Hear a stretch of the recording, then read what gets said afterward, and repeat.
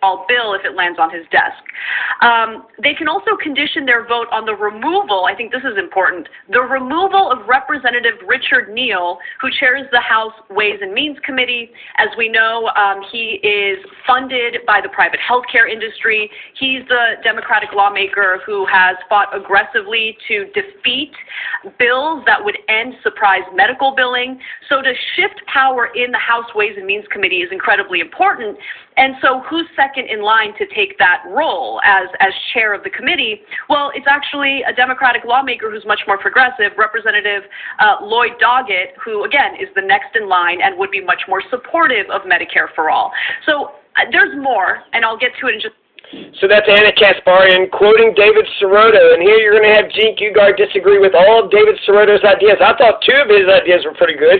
I thought firing Richard Neal was a good idea, and then getting the states to implement Medicare for all would be a good idea. But Cenk has a really good point that those ideas are not going to get the popularity. It's not going to get the movement going. It's not going to get people excited.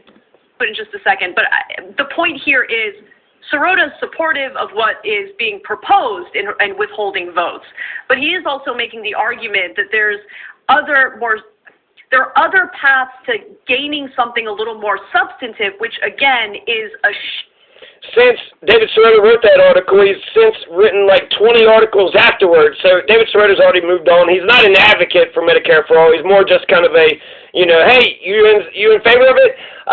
Yeah, but not the way you're doing it.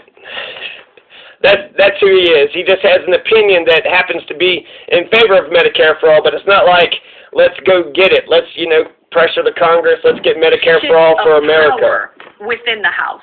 Cenk. Yeah, there's a really important wrinkle and clarity that I want to add to this. So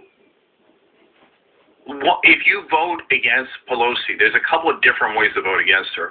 One is to propose a Democratic alternative. Sirotto's in favor of that.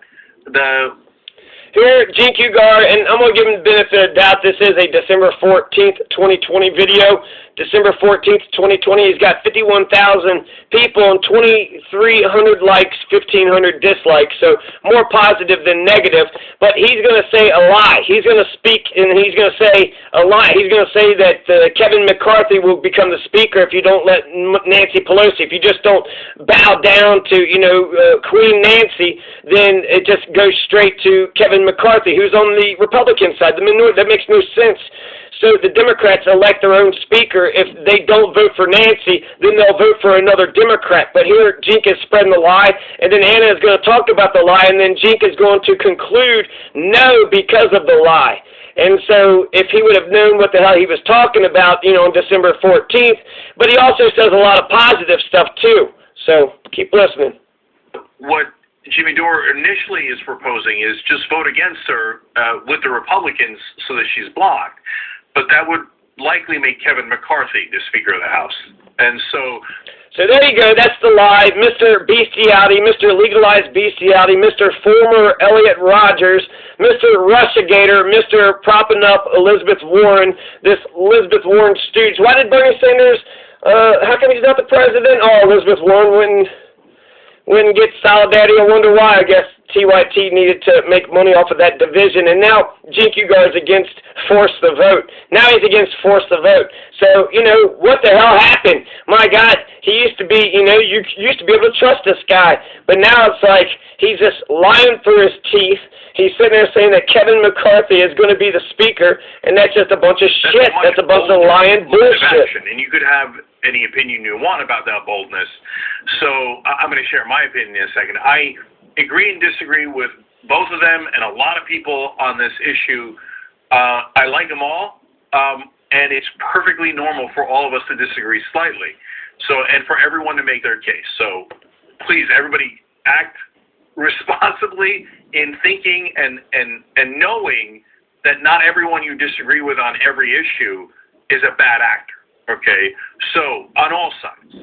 So first of all, I want to give Jimmy credit because he's actually taking action here, which almost no one ever does, and I think it's actually constructive. So I would give him double credit for that. Now, So you heard him right there. Cenk Uygur on December 14th, 2020 says that force the vote is both an action and it's constructive. So according to Cenk Uygur, force the vote is a constructive action. It's a constructive action. Then why in the fuck is he against it? Why in the fuck is he getting all of his sycophantic stooges to go against it? What in the hell is going on? Jimmy Dore is right, like, what the fuck? What the fuck is going on? What the fuck? So more Cenk coming up. Peace.